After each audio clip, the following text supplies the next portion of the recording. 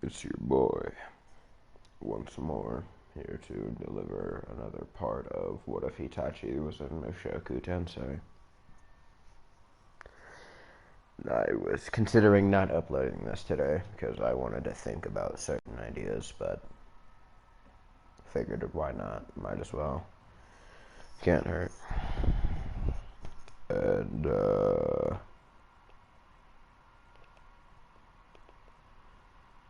yeah, so I'm trying to make this, as my best what if, personally, since a lot of my what ifs are really bad. I mean, some people say they like it, but I don't really see why. Well, anyhow, this is Itachi. What if Itachi was in Mushoku Tensei Part 3? We begin this part with Itachi Uchiha, but somewhere strange. He would be on a battlefield with smoke and craters everywhere, bodies littered all over the floor. We see a young Itachi Uchiha as he would be giving water from a canteen to an Iowa shinobi. As the man would have drinking from the canteen, he would look to his side at Itachi's leg to see a ninja pouch. The man would immediately jump upwards after coming to the conclusion that he was a shinobi and most likely hostile. As the man would have jumped up, bringing out a kunai, only for a splash of blood to come from his throat. As Itachi would be looking to his left, away from the Iowa shinobi, still holding up a kunai with blood at the very tip of it.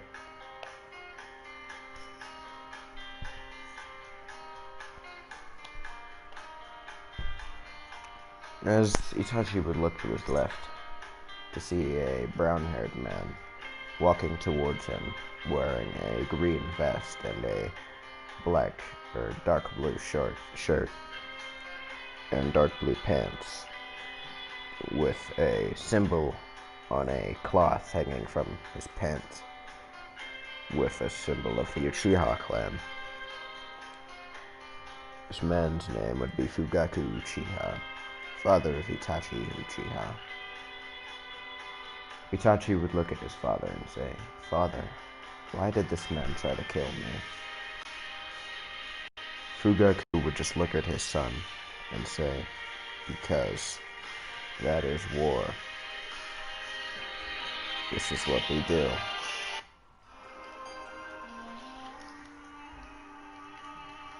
Itachi would just look down, bringing the kunai he used to kill the Iowa shinobi, looking at it with a blank expression on his face.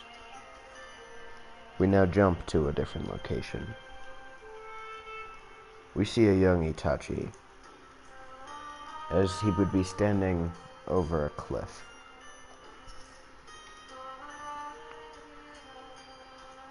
He would look down at his hand as he would bring it to his side, look down the cliff.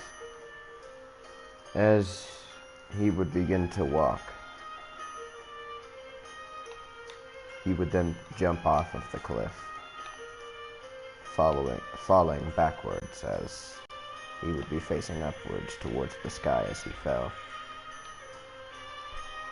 As Itachi would be falling, the only thoughts that would be in his mind would be, what is the meaning of life? What is the point? Why do people continue to live if it is only for war? He would have thought about his encounter with Orochimaru, the snake Sannin, asking the man what had been the point of life, only to get an answer that wasn't very positive, only for Orochimaru's answer to be that there is no point of life. As Itachi would be falling, he would think about his little brother Sasuke, along with his mother and his father. He would bring two kunai out as he would straighten himself upwards, or straighten himself, as his back would be facing the cliff wall.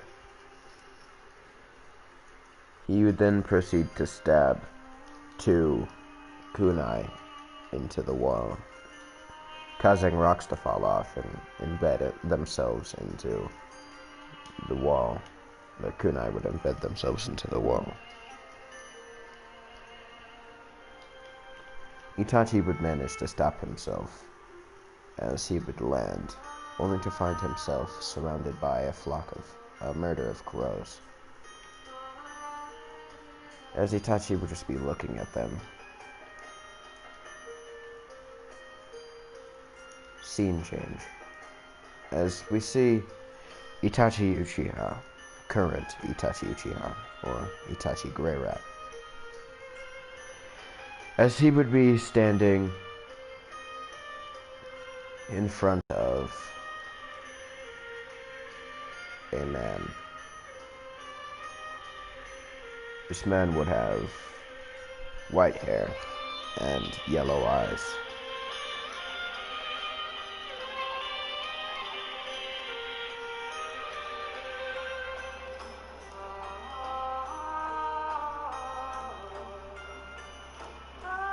One moment. But this man would have silver-ish, grayish hair with yellow eyes, in a very strange manner of hairstyle. He would be wearing a white robe type outfit with a white cloak with black fur going over it, and multiple straps and binds onto it. This man would be glaring daggers at Itachi, as Itachi would feel fear. The man would then say, "Who are you?" Itachi would answer, "My name is Itachi, Itachi Grey Rat." The man would then say, "Grey Rat. Weird. To my knowledge, the only Grey Rats that should exist are Paul Grey Rat, Zenith Grey Rat, and their two daughters." At the hearing of this information, Itachi would immediately be on guard, as he would be wondering as to why this man knows of his sisters. Itachi would draw his sword, as he would then say, "Who are you?" The man would then say, "Surprising enough, you do have guts to draw your blade against me. And since you have done so, I shall tell you my name. My name is Dragon God Orsted. But tell me this, boy. Are you aware of the name of Man God?" Itachi would narrow his eyes at the man, as he would say, "No, I am not familiar with that name." Orsted would nod as he would turn away, only for Itachi to, as Itachi was about to bring his blade back to his sheath, he would find himself with a hole in his chest. Looking up, he would see Dragon God Orsted standing there with blood all over his hand, as it would be punching through Itachi's chest. Before Dragon God Orsted could do anything else, in Itachi's mind, only one word was spoken: Izanagi. As one of his eyes would turn completely white, Orsted would find himself in a loop of one situation. Itachi would be dashing away from the location, away from Dragon God Orsted, as he would be holding his left eye in pain and feeling all sorts of usefulness out of it leave. As Itachi would be dashing away, we go back to Orsted, as he would be standing there with blank eyes.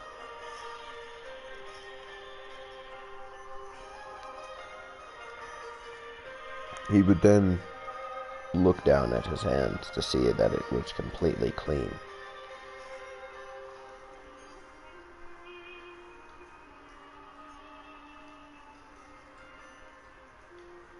Now, as we go back to Itachi, he would be dashing away. He would find himself in a cave in this strange new environment that he's found himself in. He would be looking outside of the cave with his one working eye, as he would see snow.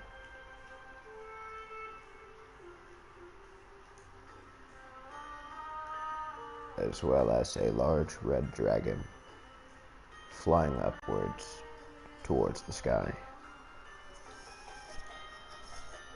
Itachi would just be looking at this sight, as only one thought would cross his mind: getting to Rudeus. Itachi would then sleep that night, still on guard just in case Orsted had managed to follow him. Itachi considered himself lucky to escape the encounter from such a strong opponent, with only losing an eye.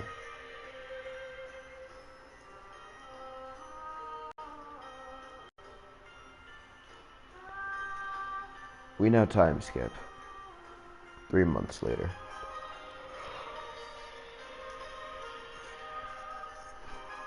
We see Rudeus, as he would be standing in front of a man with a horse head, but a human body. This man would have threatened Rudeus as well as his party of Rucherd, the last one of the superb tribe of the demons, along with Hades, his cousin.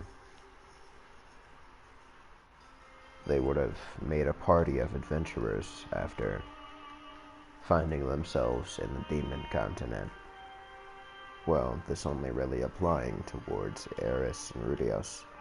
Rucherd would have agreed to help 2 children, as he has a very, very high hero complex.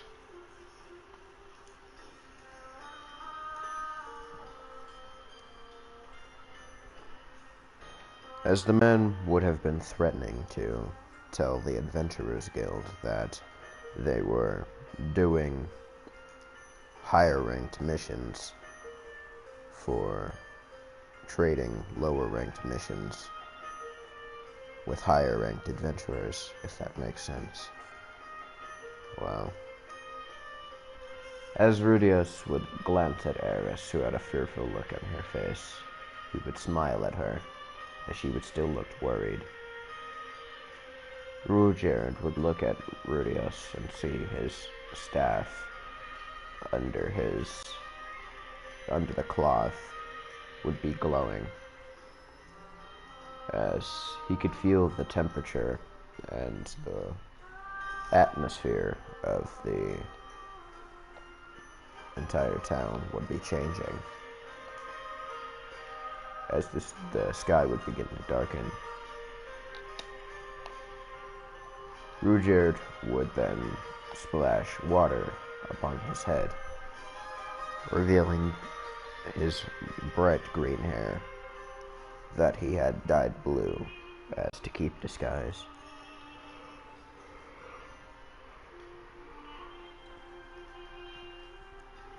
As he would have done that, everybody would have seen that he was a superb. Everyone would have fled from the direct area. Rudyard and Rudius would share a glance as they would take Eris and leave. Over the next few weeks and month, they would have traveled, making their way slowly back to the human continent, where Eris's family was.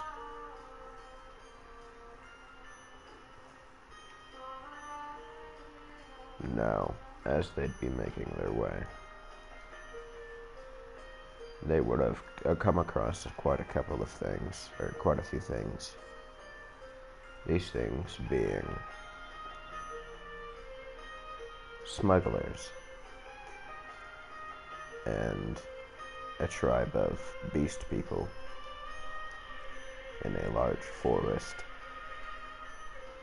They would have stayed 3 months in that forest with the beast people, learning of Ghislaine's brother and family.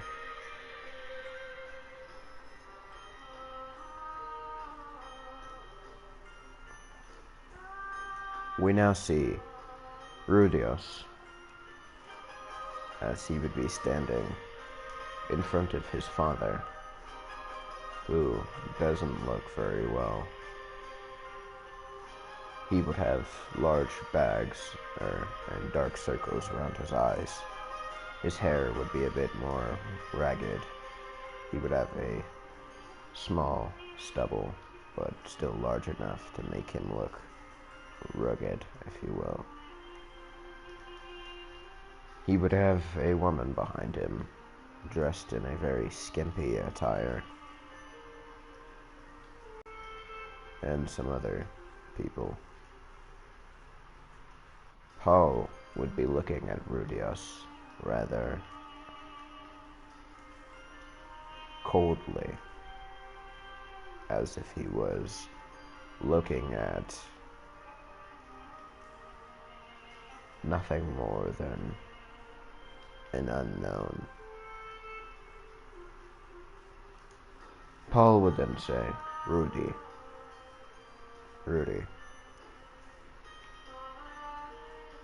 where have you been this entire time? Rudius would then say that he has been traveling the demon continent with Eris and Rudyard in a rather happy tone.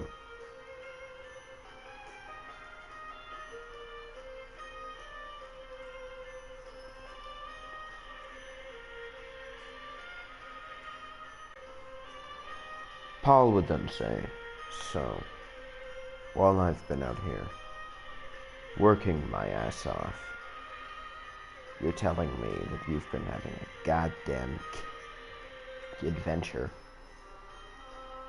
You think this is some sort of game, Rudius? Rudius would widen his eyes for a moment before narrowing them, as he would say, what would give you that impression, Paul?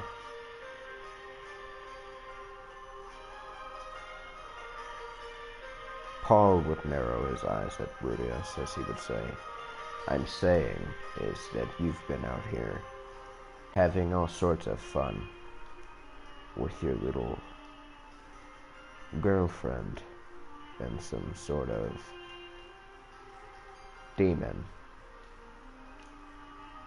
having a happy time in general. Rudius would glare at his father as he would say, "Oh, you're one to talk, considering that slut behind you. What's wrong? Couldn't get enough of Zenith or Lilia? Had to go after another one, huh?" Paul would have a scowl on his face as he would flip the table. He would pick up Rudius by the shirt, slamming him into a wall, as he would say, "Who the hell do you think you're talking to? You have no idea what you're talking about."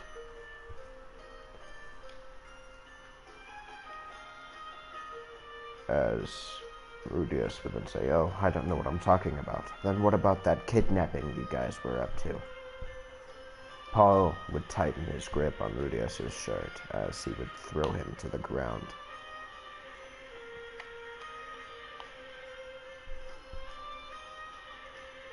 Paul would go for a punch, but before he could, he would have a sword through his throat. To his throat, not through it, sorry. As Rudius would be holding his short sword to Paul's neck. As Paul's eyes would widen for a moment. As he would look at his son, his youngest son, to see an image of Itachi for a moment.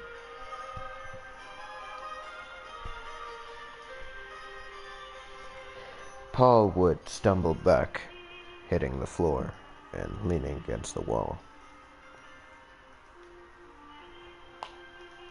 Paul would be in the thoughts of his oldest son, as he was ashamed of himself for completely forgetting of Itachi, not worrying about him. Paul would look up at Rudius, who would still be glaring at him. Paul would then say, "Rudy, where is Itachi?" Rudius would bring his sword down and have a downcast attitude, as he would say, "I do not know, Paul. He wasn't there when we ended up in the Demon Continent. I'm not really sure where he is."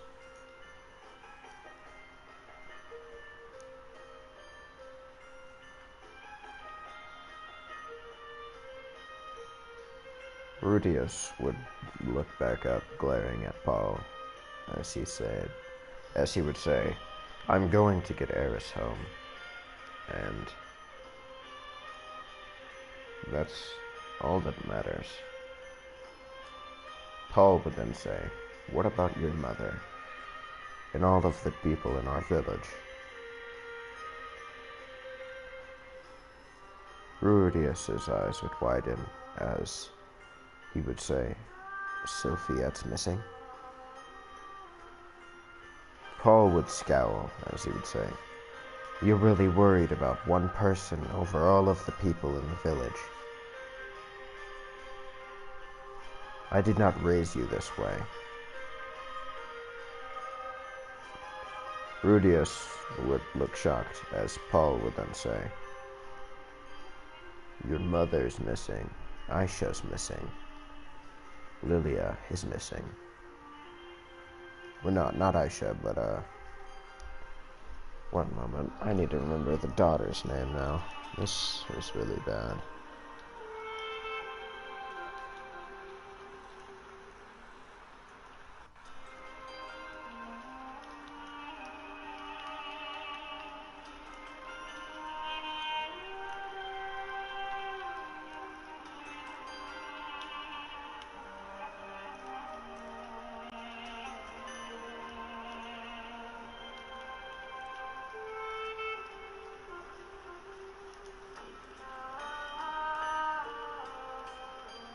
No.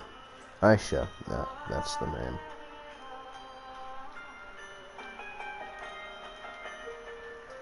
As Issei would be standing there, or not Issei, I'm sorry, Rudius would be standing there shocked. A little girl with blonde hair and green eyes would run in front of Paul, as she would have her arms outstretched, glaring at Rudius as she would say, "Stop bullying my dad." Rudius would look at his little sister, Norn, as he would say, "Norn, I'm sorry," but before he could finish, Norn would continue to glare at him and say, "No, stop, you're bullying my dad. Go away." As Rudius would walk off, his hair covering his eyes.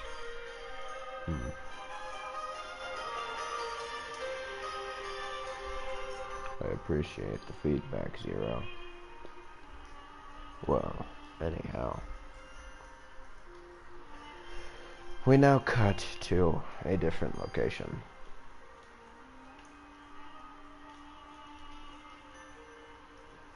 We see a young boy with dark black hair and icy blue eyes. Rather pale blue. The boy would have two white, fluffy wolf ears upon his head, along with a white tail.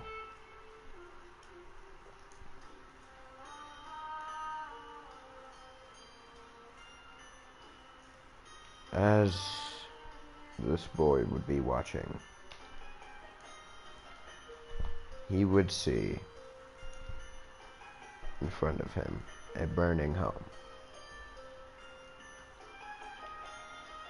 Now, in front of this boy was his home, on fire, as he would see his mother, completely naked, lying motionless on the ground, while a man would be pulling up his pants and zipping them. In another part of the area that this boy was in, he would see his sister, his older sister, in the same position in that of his mother. He would then look forward at the top of the house to see a man that would look like him. This would be his father. He would be crucified atop the house, while flames would engulf him.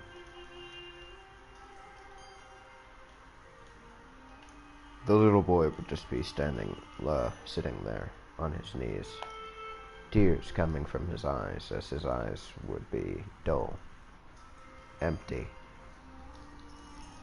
as he had just watched these men come and demolish his family in a very short amount of time.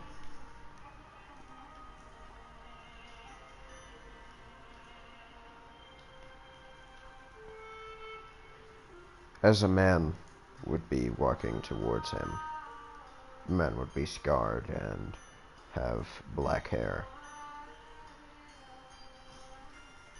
He would be wearing a black long coat and black pants, as he would have a beard as well. Not black hair, but dark brown. He would be walking towards the boy, as he would reach his hand out towards him, only for his hand to be missing. The man would look down at his hand as he would scream out. His two companions would rush towards him worriedly, but only to fall short, as Both their heads would roll off of their necks, hitting the ground with a thud.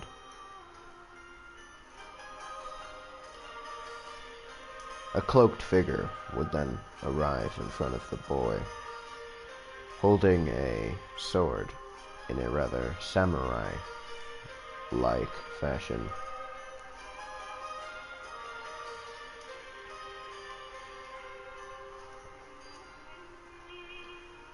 The man whose hand had been cut off would bandage it up and, to the best of his ability, to stop the bleeding. He would pull a cutlass from his hip as he would point it towards the man, the cloaked figure, as he would say, "Who are you? Who do you think you are to get in the way of my business?"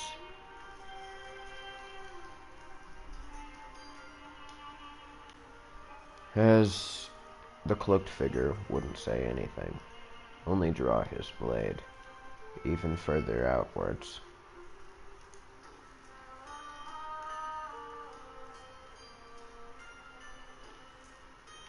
The man would dash at the cloaked figure, going for a instant kill strike, only for his sword to be flung away from him.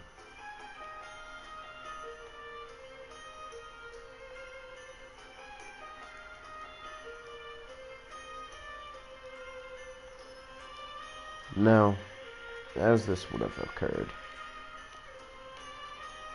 the man's eyes would widen, as the cloaked figure would have been dashing at him. He would have seen some sort of red light coming from under the cloak, the cloak hood.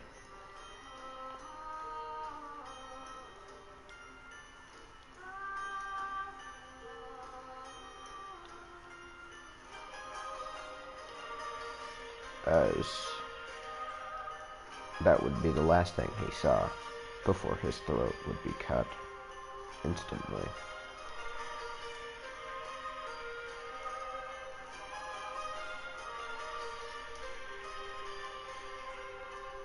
The boy would have been watching in shock, but he would still have rather dull eyes.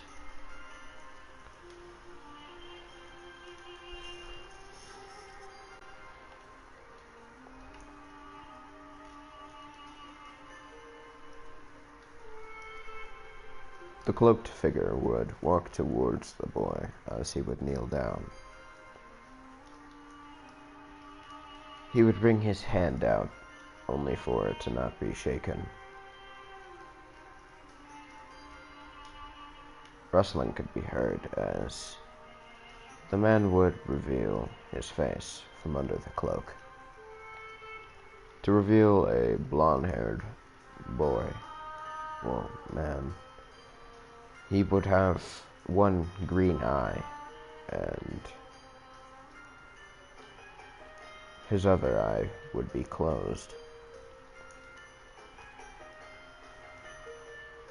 He would have smooth and silky long blonde hair, as it would be in a ponytail. The man would then say, "Hello there. My name is Itachi. What is your name?" The boy would look at Itachi, as he would have a seemingly thoughtful look on his face.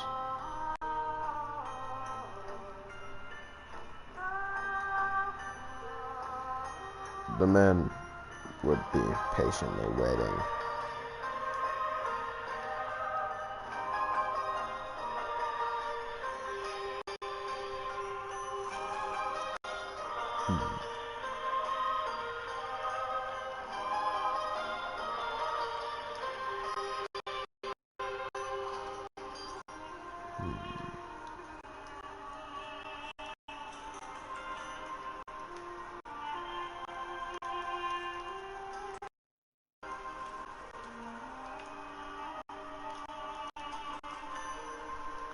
As the boy would then look up, and in a emotionless tone, would say, "My name is Kukatsuna. Kukatsuna." Itachi would smile at the boy as he would say, "Cunning ice, huh? Well then, Kori, would you like to come with me?" The boy would look at Itachi rather warily, before nodding hesitantly. Itachi would bring his hand out once more. Kori would grasp it as Itachi would help him to his feet. He would then walk away with Kori following behind.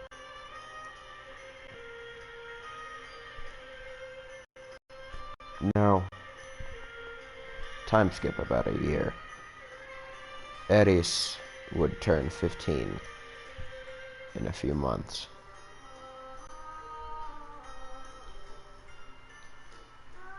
Now, we see the party of Dead End, Rudyard and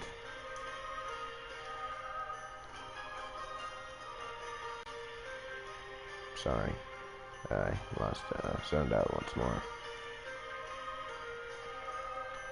They would be on a carriage on their way to a large city.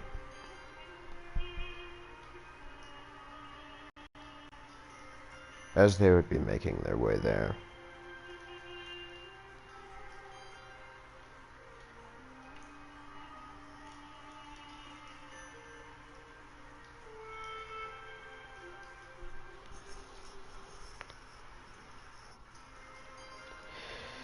now we go to a location as we see Itachi and a 12-year-old Kori. Now, I call him Kori just for short, just because it'll be easier to say. Itachi would be standing there, while Kori would be next to him, with a bow around his torso, and a quiver. He would be wearing a black cloak with the hood down,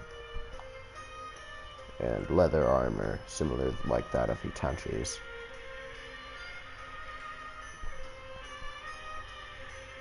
Now, he would also have a dagger on the back of his waist, holster. These two would be standing in front of a little girl. This little girl would have red hair and green eyes.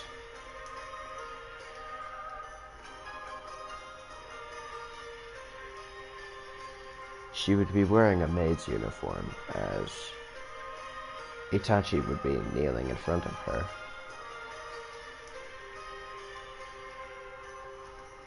She would be looking at the man in astonishment as she would say, Who are you?" Itachi would smile and say, "Hello there, little one.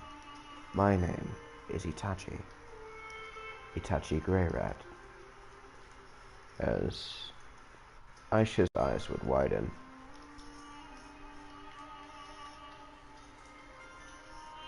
She would then say, "Itachi Grey Rat, like my older brother?" Itachi would smile and nod, as she would latch on to him immediately.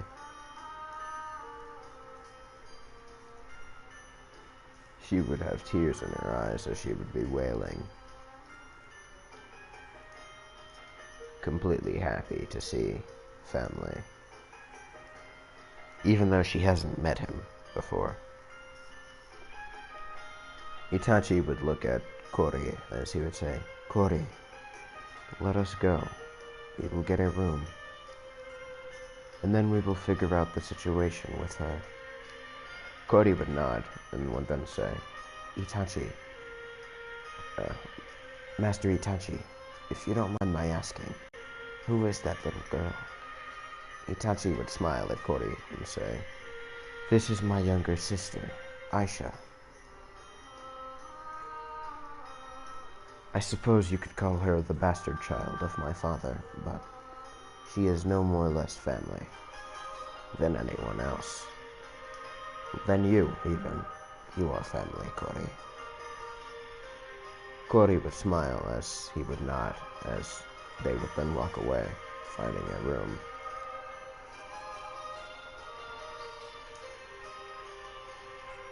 Now, over this time, I will say, Rudius has been still meeting with the man god, though Itachi has not.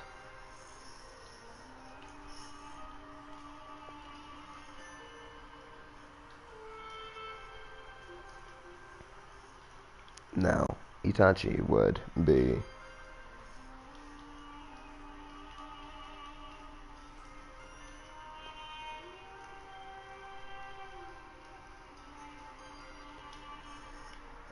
I apologize. I lost my train of thought once more. Well, anyhow, it's now the next day. Itachi would be sitting in front of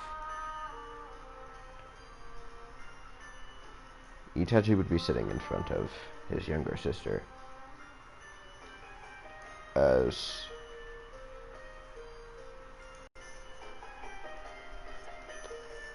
she would be beaming at him. Itachi would then say, Aisha, if you do not mind my asking, where is your mother?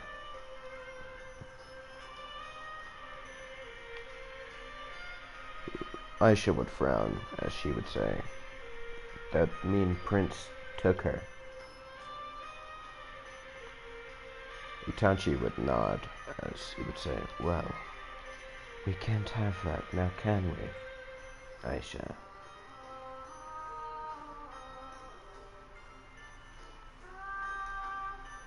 Aisha would nod as Itachi would then say, tell me, Aisha, what is it that you know about me, or your other brother, Rudius?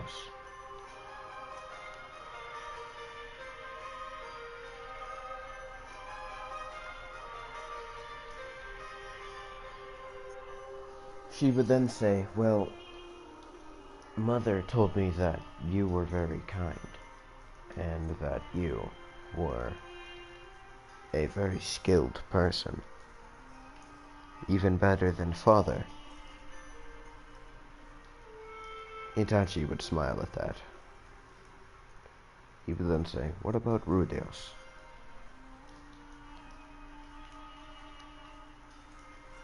Aisha would immediately have a frown on her face and say, he's a big pervert. Itachi would chuckle as he would say, why do you think that, Aisha? Aisha would then say, well, because I found this box once, and my mom said it was Rudius's treasure, and told me not to open it. Though I didn't listen, and when I did open it, it was a pair of female undergarments. So that means that Big Brother Rudius was a big pervert. As Itachi would laugh and ruffle his younger sister's hair, as he would say, that's right, your brother Rudius is a pervert, but he is a very kind boy. Do not let that thoughts of him being a pervert cloud your judgment on that. Alright. As Aisha would nod, Itachi would then smile and then say, well, I'm going to go help. I'm going to go help your mother. You stay here with Norn, please. or not Norn, but Kori. Kori would then say, "But Master Itachi, I have to assist you on this mission." Itachi would look at Kori and say, "No, Kori. Your mission is to protect my younger sister, and I will get her mother free. This will not be a problem." Kori would nod while looking down a bit.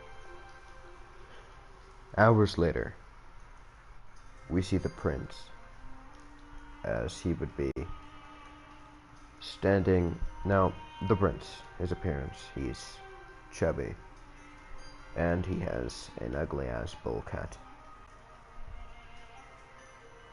Overall, he would have the appearance of that of a pig. Anyhow, he would be sitting on a throne, while next to him would be a bounded and gagged Lilia. In front of him would be Rudios, as he would be sent downwards into a trapdoor. This trap devised by the prince to lure in Roxy.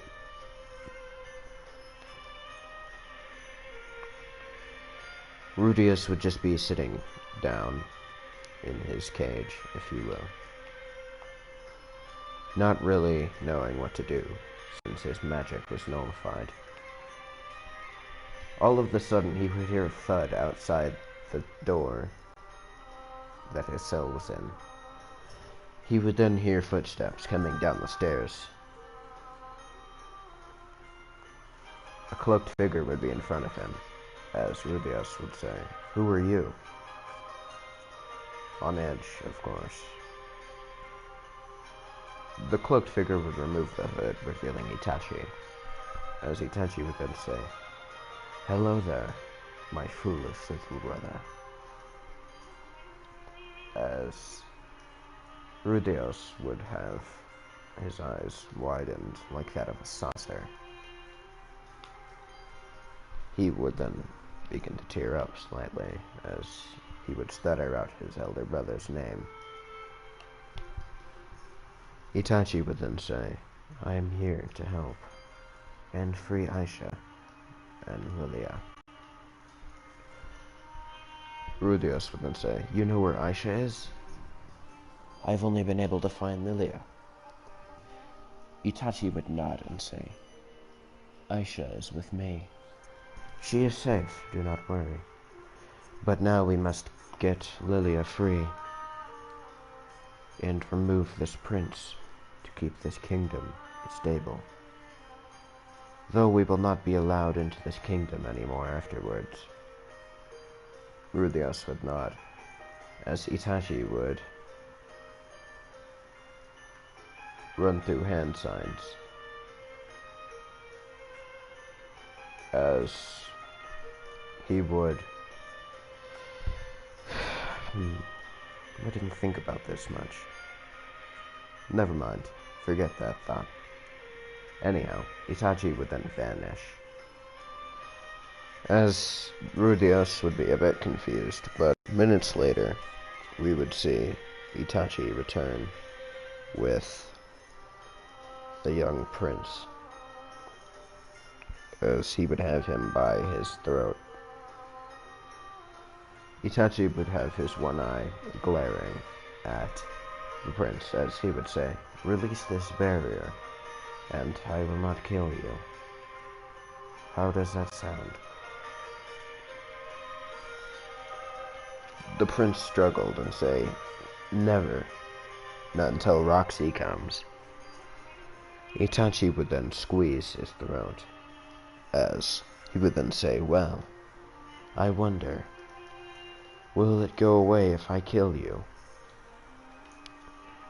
The prince's eyes would widen, as he would begin to struggle even more. Itachi would strengthen his grip even more, as the boy's face would have turned blue by now. He would then gasp for air, as he would say, "Okay, I'll release the barrier. Just please, stop." Itachi would drop the boy, as he would release the barrier holding Rudios. Itachi would then look down at the young prince and say, "Well, you did well, but there is another problem." The prince would back up in fear and say, "What is it?" Itachi would then draw his blade and say, "Well, you're still alive. That's the issue." As he would draw his blade, cutting down the young prince. Rudios and Itachi would leave the prison cell afterwards, leaving a dead prince of said kingdom that they were in.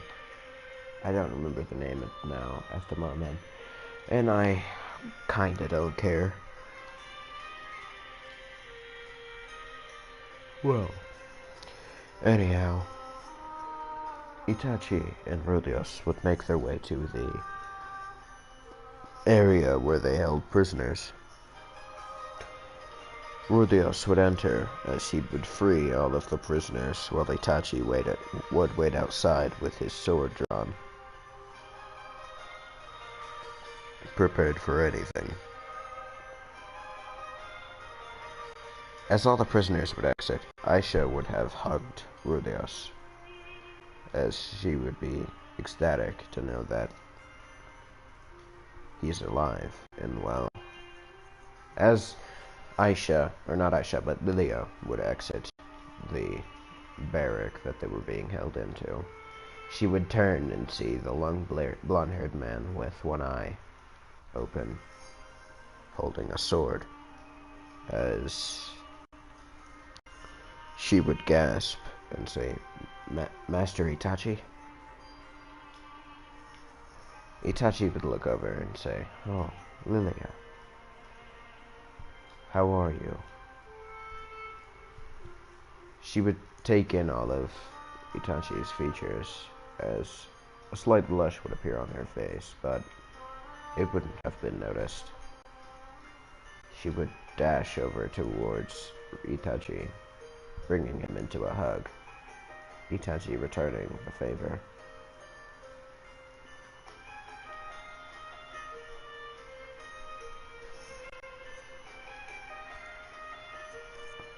Now, hours later, we see Itachi, Lilia, Kori, Aris, and Rudyard, along with Aisha, standing next to each other, as Aisha would have immediately hugged Itachi for bringing back her mother. Aris would be confused, along with Rudyard, to see who the blonde-haired man, along with the black-haired boy, would be.